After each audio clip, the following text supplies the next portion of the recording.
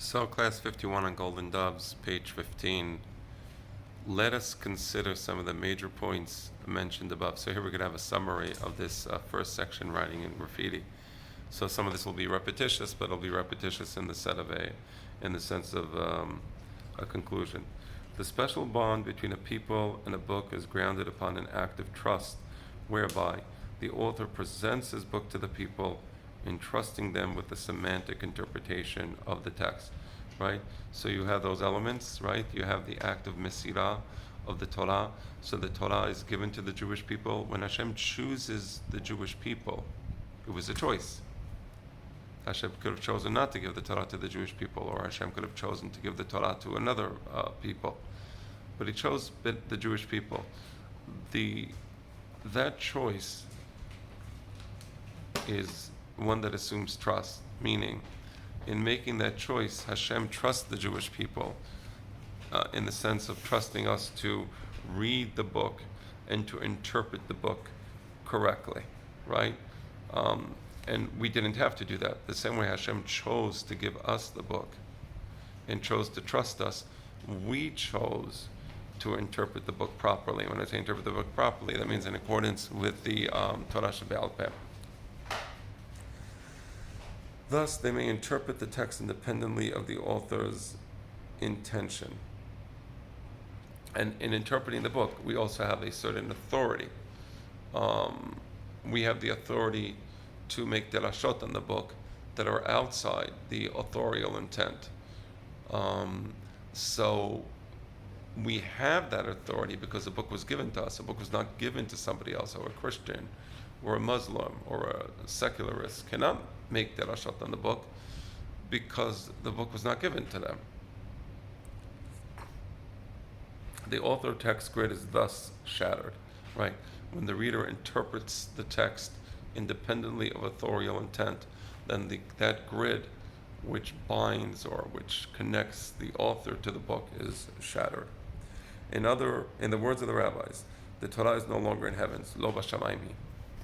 By accepting the book, the people become the custodians of the book and take upon themselves the responsibility of surrendering the book to each succeeding generation. And now we become the shomrim of the book. We are, in a sense, Baileys, right? Hashem gave us the Torah, but it's actually, that's not a good thing because the bailment is temporary. So I don't like that. I don't like that mashal. We're more like trustees, and then we surrender the book to the future generation. Moshe Kibbel Torah Misraim, Sarari Yoshua, and every Chacham who teaches his Talmidim Torah is doing likewise. Surrendering the book is also an act of trust, whereby one generation, acting as the receivers of the book, presents it to the next, entrusting them in turn with their own semantic reading.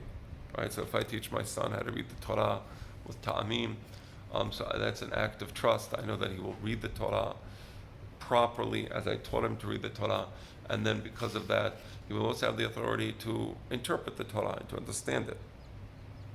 Maybe even a little differently. Maybe he'll have a chidush that I didn't have. Hopefully he will have a chidush, or they will have chidushim that I didn't have. In this sense, the vertical transmission of a text excludes horizontal imposition of its interpretation. So we transmit the text midor ledor, diachronically along the time axis, right?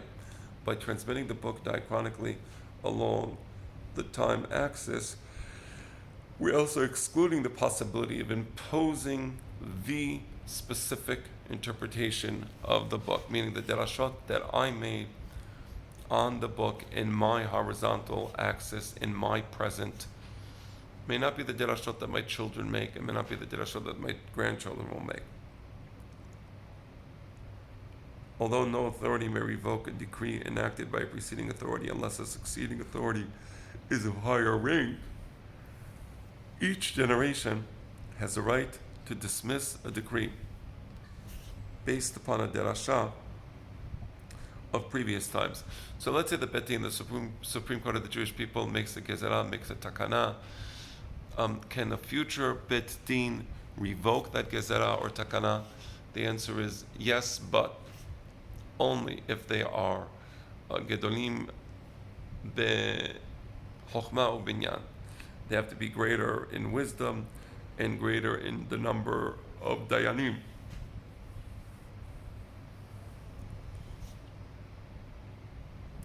Right.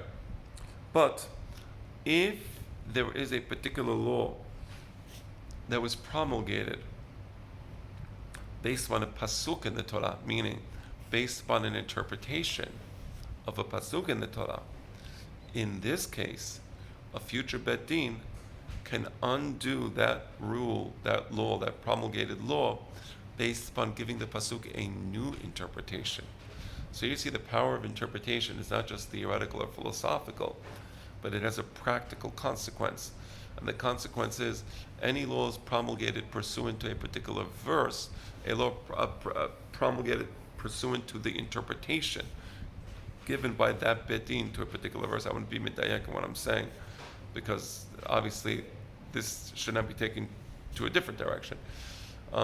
But if there is an interpretation that a Bet Din gave to a pasuk, and that interpretation now wants to be revoked by a future Bet Din, the future Bet Din does not need to be greater than the Bet Din that made that interpretation.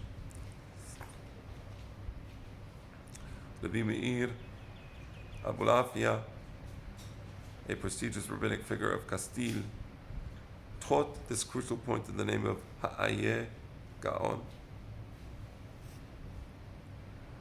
Some concluded independently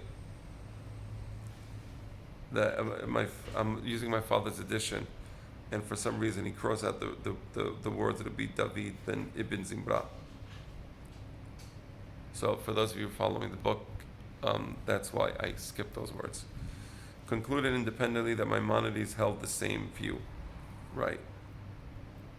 Obviously, Hanabam says so explicitly, right, that a Bet Din, a current Bet Din, can undo the promulgation of a previous Bet Din if that promulgation is based upon the interpretation by the previous Bet Din of a particular pasuk. This position is grounded on the Oriental and Sephardic traditions, ascertaining that derashah is not binding even when transmitted by the most authoritative sources of the oral law, the Talmud. So even if you have a derashah in the Gemara brings a derashah. The derashah represents a particular interpretation of a particular Bet Din, Supreme Court. It was binding, but another Supreme Court can undo it. Unlike legislation that may be promulgated on the basis of authority, derashah, like all semantic interpretation, must be subjective.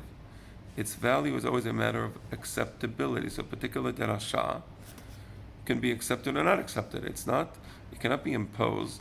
So if to us a particular derashah doesn't seem to make sense anymore, we can offer a new derashah, a new interpretation of a pasuk.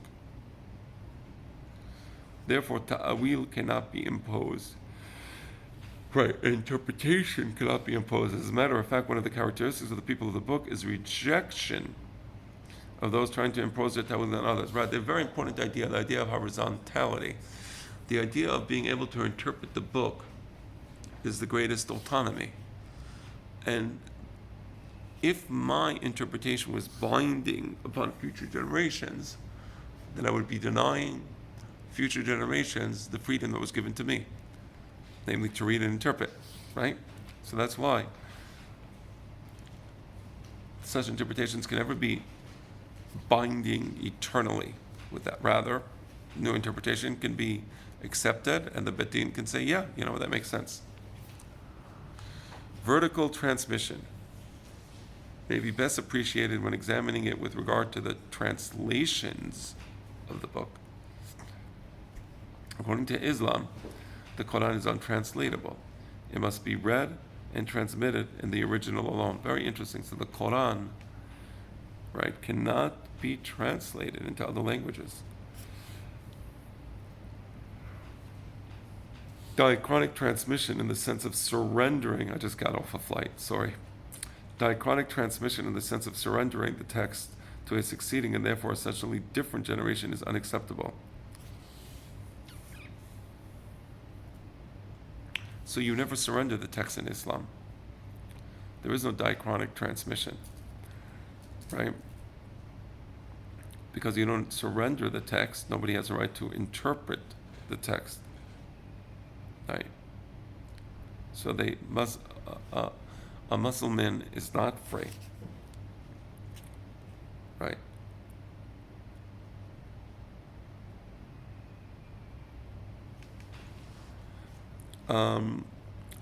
Again, diachronic transmission in the sense of surrendering the text to a succeeding and therefore essentially different generation is unacceptable. So there is no Moshe Kibel Torah Misinai Misala Yoshua among the Muslims.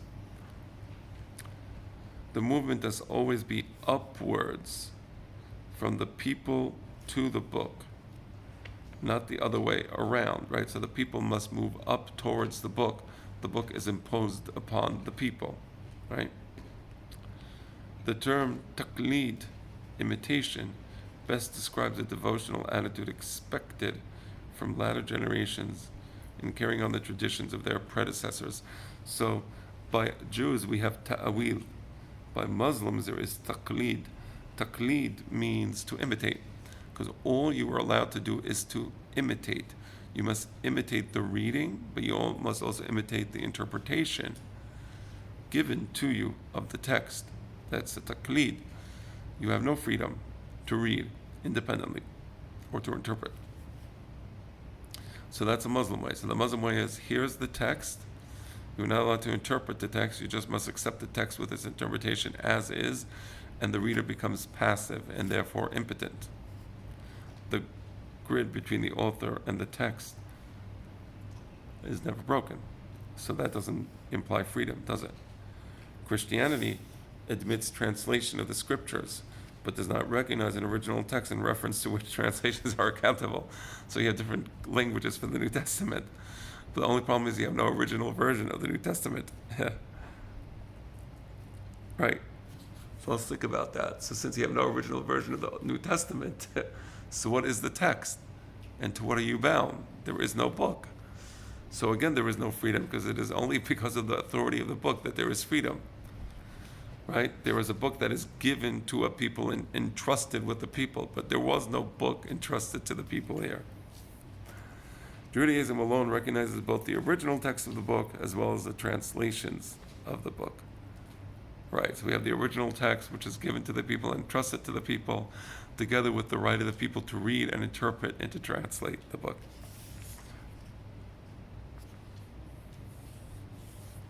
Vertical transmission of the book implies the impossibility of writing books, because semantic reading of the book is inexhaustible. Every book is a mere variant of the original book. It implies the book. Without it, it is meaningless. In the next class, I will really deal with that.